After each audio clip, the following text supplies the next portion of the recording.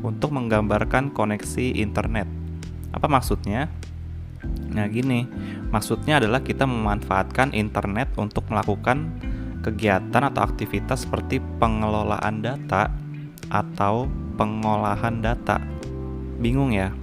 Saya coba jelasin ini dengan sangat simpel ya. Kita coba ambil contoh yang simpel. Mudah-mudahan kalian pernah menggunakan Google Drive atau Dropbox untuk menyimpan data. Nah, kata kunci yang mau saya tekankan di sini adalah jika kita menyimpan data di Google Drive atau Dropbox, data kita akan selalu available. Maksudnya adalah kapanpun kita mau akses, kapanpun kita mau bagikan, datanya tuh selalu ready. Bener kan ya? Kalau pagi saya upload video ke Google Drive misalnya, malamnya, besoknya, dan seterusnya, filenya nggak akan hilang kan? Nah, itu yang pertama. Yang kedua, saya nggak perlu nyediain storage atau ruangan pada hard disk laptop atau komputer saya untuk nyimpan video itu, karena kita nyimpannya di Google Drive. Nah, Google Drive itu sebenarnya nyimpan data kita di dalam data center atau server yang selalu on 24 jam dan terhubung ke internet. Jadi, asal kita terhubung juga ke internet, itu berarti kita juga terhubung ke data kita di cloud. Nah, Google Drive ataupun Dropbox ini adalah salah satu penyedia cloud service. Karena dia storage, kita menyebutnya Infrastructure as a Service atau IaaS. Bingung ya? Nah, gini. Ada 3 jenis utama cloud computing. Salah satunya barusan yang saya sebut, Infrastructure as a Service, yang berarti infrastruktur sebagai layanan atau produk. Maksudnya gimana? Maksudnya tuh kita numpang naruh file kita di server mereka. Nah, file kita bakal ditaruh ke dalam hard disk penyimpanan. Nah, ini merupakan infrastruktur dalam sebuah server. Misalnya kita lihat CPU. Dia ada hard disknya, ada prosesornya. Nah, itu merupakan infrastruktur atau komponen yang membangun CPU kita. Kurang lebih kan seperti itu. Kemudian yang kedua ada yang namanya Platform as a Service. PaaS. Nah, gambaran sederhananya, dia adalah sebuah layanan untuk membuat sebuah environment atau lingkungan atau kerangka kerja baru, misalnya aplikasi. Contohnya seperti OS misalnya, sistem operasi yang mana kita bisa install ini, bisa install itu di dalamnya untuk mendukung aktivitas kerja kita. Terus juga bisa ada database engine, ada framework aplikasi dan lain-lain. Ketiga, ada yang namanya software as a service atau software sebagai sebuah layanan. Nah, tadi kan kita udah bahas Google Drive, Dropbox. Mereka sebenarnya masuk kategori ini, walaupun basicnya adalah storage yang merupakan infrastructure as a service. Nah, sebenarnya Google Drive atau Dropbox lebih daripada sekedar storage. Makanya mereka masuk ke software as a service karena mereka tuh udah diprogram menjadi sebuah software atau aplikasi yang mudah digunakan dengan UI yang bagus. Terus dia juga ada sistem billingnya kan, kalau misalkan kita mau kapasitas segini mesti bayar kayak gitu. Kita manage-nya jadi gampang. Jadi ini lebih daripada sekedar storage ya, melainkan udah menjadi sebuah software yang di dalamnya menggunakan storage atau infrastruktur. Terus manfaatnya apa aja kalau kita menggunakan cloud computing? Nah, secara umum saya definisikan kalian nggak perlu nyimpen file itu di komputer kalian. Jadi nggak makan tempat di hard disk kalian. Dia disimpannya tuh di si penyedia layanan.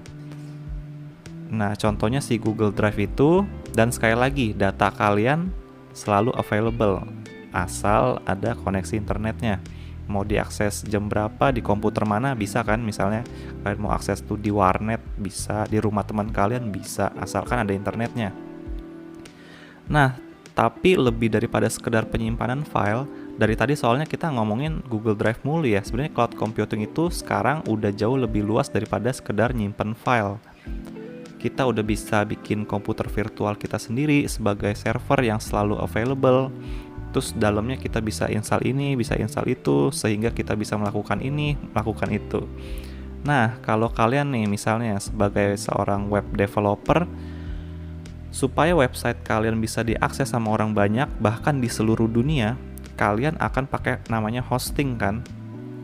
Domain dan hosting. Nah, di hosting itu kan kita numpang web server ya.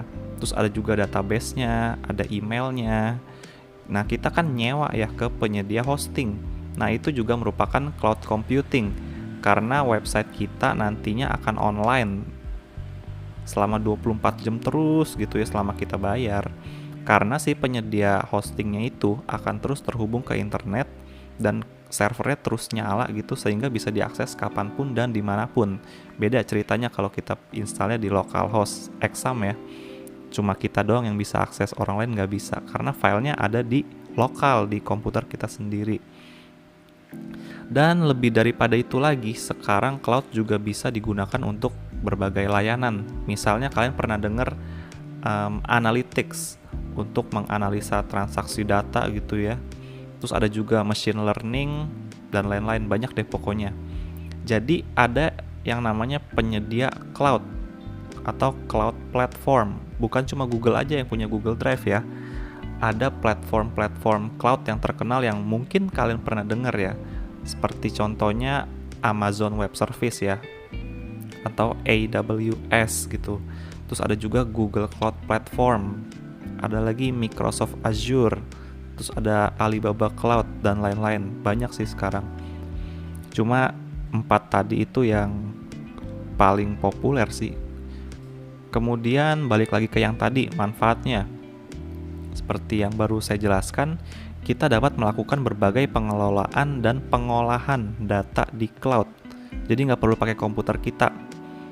Jadi kalau kita ngolah data di komputer, misalnya kita suka nge-lag lah, di cloud itu dengan spek yang lebih tinggi, seharusnya lebih reliable ya, lebih bisa diandalkan. Kita nggak perlu repot masalah spek lagi, itu udah urusannya si data center atau penyedia platformnya itu. Kemudian nggak harus dinyalain 24 jam juga itu komputer, nggak usah bayar listrik, bayar internet, itu semua udah urusannya si penyedia layanan cloud. Kemudian kita juga nggak harus punya server sendiri ya. Misalnya sebuah perusahaan nih mau bikin aplikasi enterprise, mereka nggak harus beli server dan taruh server itu di kantor mereka, atau yang kita sebut on-premise, karena biayanya cukup mahal. Tapi sebenarnya sistem on-premise begini juga termasuk cloud.